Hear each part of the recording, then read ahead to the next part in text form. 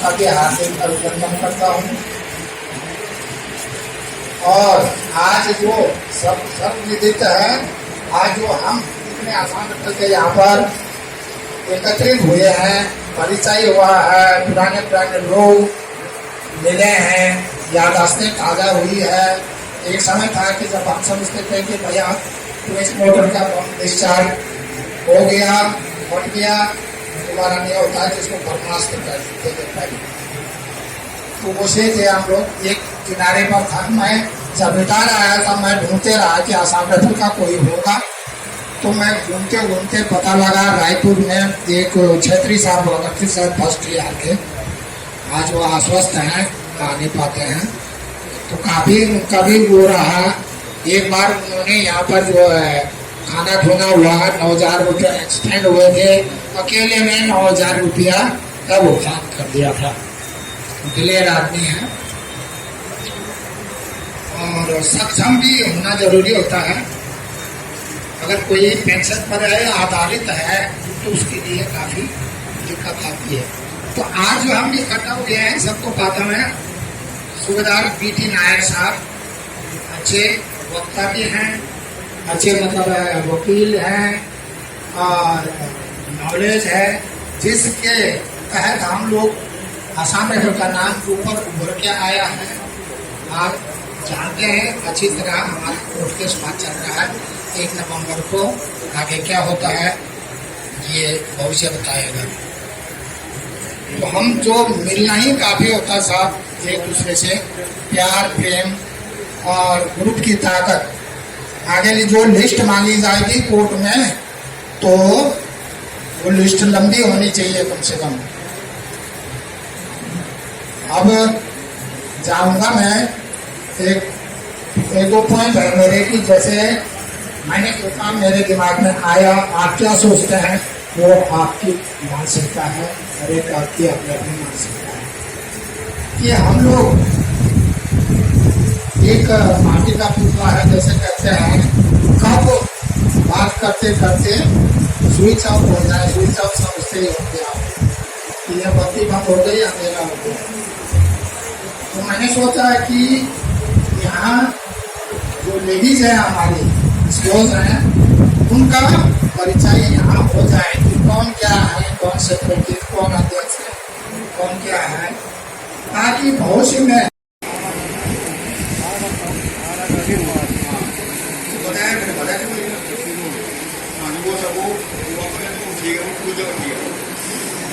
बीच में पड़ते ना, बीच में भी जाओ।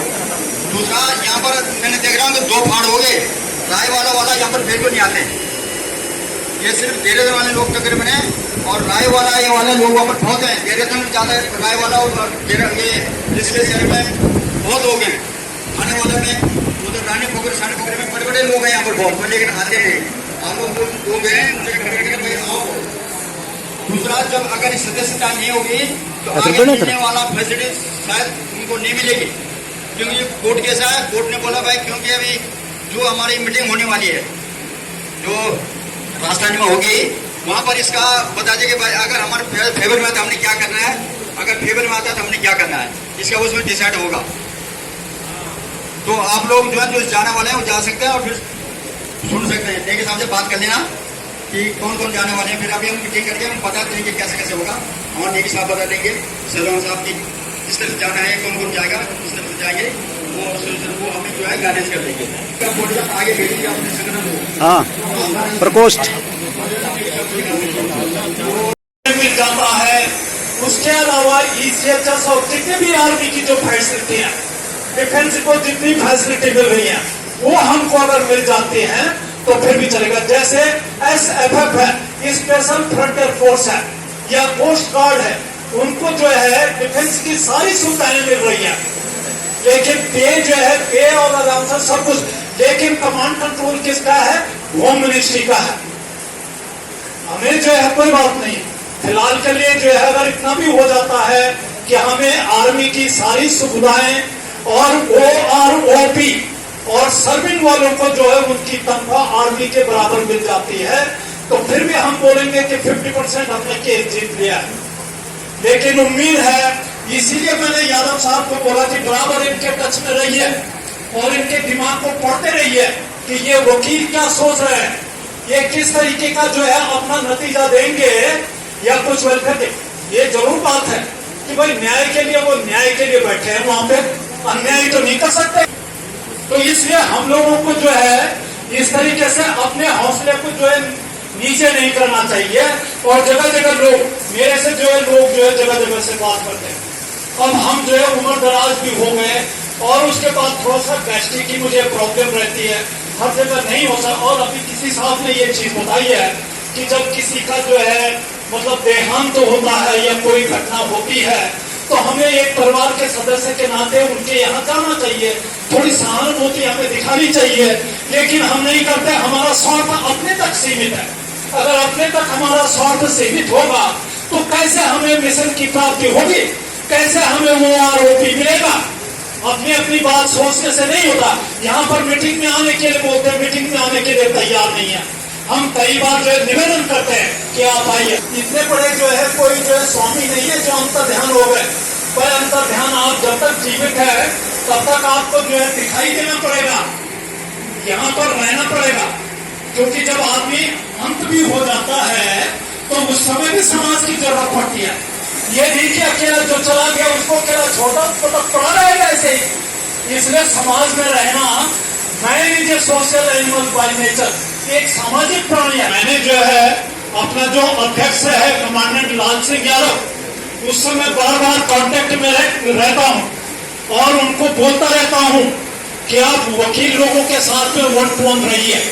जितने भी वकील हैं या जो हमारी जो बेंच है उनके जो वकील हैं उनसे जो उनकी भावनाओं को समझिए, वो क्या जो है वर्डिक्ट देना चाहते हैं या क्या हमारे पक्ष में देना चाहते हैं। और हमारे पक्ष में देना ही पड़ेगा क्योंकि जो हमसे काम ले रहे हैं, गवर्नमेंट ऑफ इंडिया काम ले रही है हमसे, इसमें कोई दो राय नहीं है।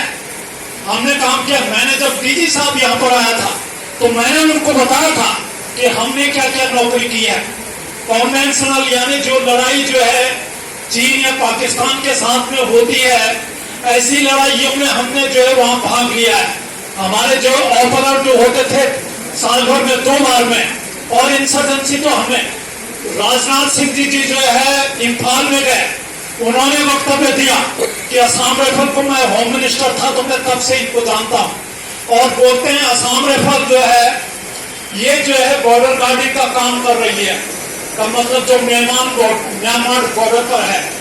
और दूसरा जो है ये लोगों के साथ में जो है अच्छा संबंध बना के रखते हैं। यहाँ पर जो है एनी रीजन के लोगों को जो है उनका वेलफेयर देखते रहते हैं।